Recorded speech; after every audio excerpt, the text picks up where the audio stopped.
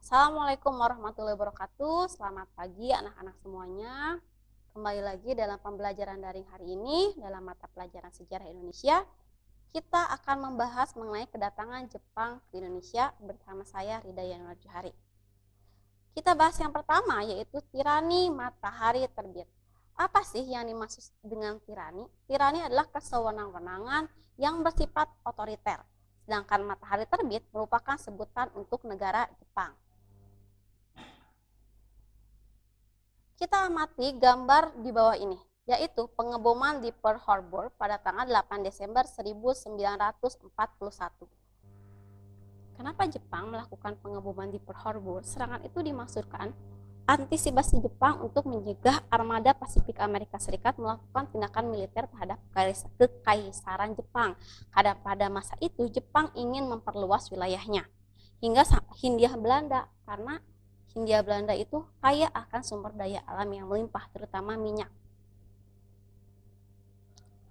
Penguasaan Republik Indonesia. Jepang datang ke Indonesia pertama kali di wilayah Tarakan, Kalimantan, dan mulai meluas ke berbagai wilayah yang ada di Indonesia.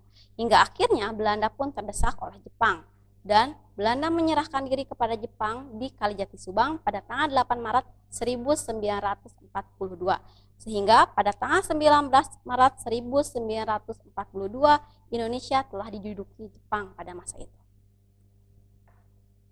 Kedatangan saudara tua. Siapa sih di sini sebenarnya saudara tua? Saudara tua merupakan sebutan bagi negara Jepang, karena Jepang menganggap dirinya sebagai saudara tua bangsa Indonesia yang dianggap serumpun, yaitu rumpun Asia. Bagaimana respon orang-orang Indonesia ketika Jepang datang? Respon masyarakat Indonesia sangat mengeluh-elukan kedatangan Jepang karena dianggap sebagai pahlawan yang dapat membebaskan Indonesia dari penjajahan Belanda pada masa itu. Karena Belanda kan tahu ya, penjajahan Belanda selama 350 tahun pada masa itu. Kemudian Jepang juga menjanjikan akan memerdekakan Indonesia dan membebaskan para tahanan-tahanan yang ditahan ketika masa Hindia Belanda, sehingga semakin semangat orang Indonesia untuk membantu perang Jepang pada masa itu. Jepang juga membuat organisasi-organisasi pergerakan sebagai wadah untuk rakyat Indonesia membantu Jepang selama perang Asia Timur Raya pada masa itu. Next. Apa sih dampak dari pendudukan masa Jepang? Ada 4 dampak yang akan kita bahas hari ini.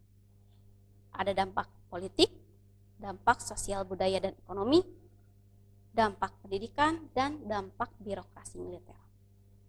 Yang pertama yaitu dampak politik.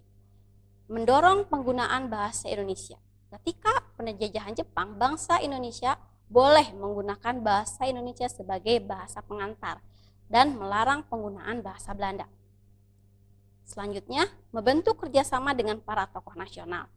Tokoh-tokoh nasional di sini dijadikan sebagai pemimpin organisasi-organisasi bentukan Jepang. Misalnya ada organisasi 3A yang memiliki semboyan Nippon Cahaya Asia, Nippon Pemimpin Asia, dan Nippon Pelindung Asia. Nah, sehingga rakyat Indonesia semakin percaya akan Jepang, karena organisasi pergerakannya pun dipimpin langsung oleh tokoh-tokoh nasional.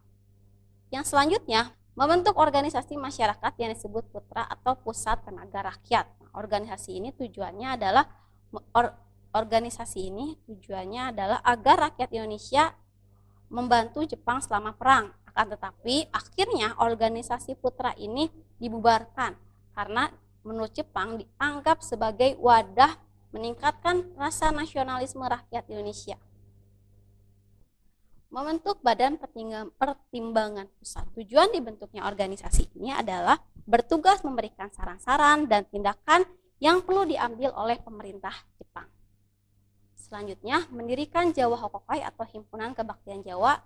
Organisasi ini sama, yaitu agar orang-orang Indonesia itu siap mengorbankan diri, mempertebar rasa persaudaraan, dan melaksanakan sesuatu dengan bukti, dengan real. Ya, next. Dampak sosial budaya dan ekonomi. Yang pertama, adanya Romusha atau sistem kerja paksa, di mana pada masa ini rakyat Indonesia begitu sangat menderita, tidak dibayar, tidak ada upah, tetapi harus memberikan hasil buminya kepada pemerintahan Jepang. Sehingga banyak rakyat Indonesia yang mati kelaparan, yang terkena penyakit, dan juga dipekerjakan di luar negeri. Selain itu, pada masa Romusa tidak hanya laki-laki yang dipekerjakan, tetapi perempuan juga sama dipekerjakan dengan diiming-imingi akan dijadikan sebagai perawat ataupun pengajar. Tetapi pada kenyataannya, para perempuan-perempuan itu dijadikan sebagai wanita-wanita penghibur untuk para tentara Jepang. Ya, selanjutnya adalah penggunaan bahasa Indonesia sebagai bahasa pengantar, sehingga bahasa Indonesia semakin meningkat. Tidak seperti masa Belanda karena harus menggunakan bahasa Belanda. Nah, yang selanjutnya, Jepang mendirikan pusat kebudayaan yang diberi nama Keimin Bunkei Shidoso, di mana Jepang tetap mengawasi karya-karya yang dibuat oleh bangsa Indonesia agar tidak bertentangan dengan Jepang. Selanjutnya, menyita aset-aset ekonomi yang penting seperti di bidang pertanian, perkebunan, perbankan, karena seluruh asetnya itu dikuasai Jepang agar orang-orang Indonesia lebih fokus untuk membantu selama masa Perang Jepang, yaitu Perang Asia Timur Raya. Selanjutnya, jadi ketika masa Jepang masuk dan keluarnya langsung oleh Jepang. Yang selanjutnya adalah kebijakan self-sufficiency, di mana kebijakan ini diterapkan oleh Jepang.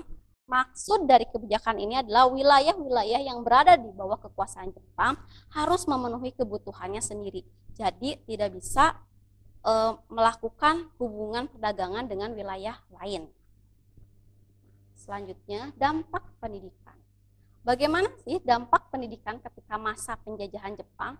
Dampak pendidikannya sangat menurun karena banyak sekolah-sekolah yang ditutup. Perguruan tinggi pun banyak yang ditutup, sehingga pada masa Jepang banyak sekali orang-orang Indonesia yang buta huruf, buta warna, karena mereka tidak bersekolah, lebih difokuskan dalam bidang militer untuk membantu selama perang. Selanjutnya adalah dampak birokrasi militer. Banyak perubahan, yaitu ada strukturnya banyak perubahan seperti penggunaan namanya menjadi penggunaan nama Jepang, seperti ada Shu kepresidenan, Shi kota praja, Ken kabupaten, So kecamatan, dan Ku desa. Tetapi dalam bidang militer banyak manfaat yang didapat oleh orang Indonesia, karena di mana orang Indonesia diajarkan seperti dasar-dasar militer, baris berbaris, latihan menggunakan senjata, organisasi militer, dan latihan perang. Nah, untuk pertemuan kali ini kita membahas sampai dampak birokrasi militer. Adapun tugas yang harus kalian kerjakan, tugas pertemuan pertama yaitu menganalisis gambar di bawah ini. Ada dua gambar, gambar A dan gambar B. Ini merupakan orang Indonesia pada masa Romusha atau kerja paksa. Kalian dapat analisis dan tugasnya dikirim ke grup WhatsApp yang nanti akan di-share di grup wali kelas masing-masing. Untuk pertemuan kali ini saya cukupkan sekian. Wassalamualaikum warahmatullahi wabarakatuh. Semoga kita semua selalu dalam keadaan sehat walafiat, dan jangan lupa cuci tangan, jaga jarak, dan menggunakan masker. Assalamualaikum warahmatullahi wabarakatuh.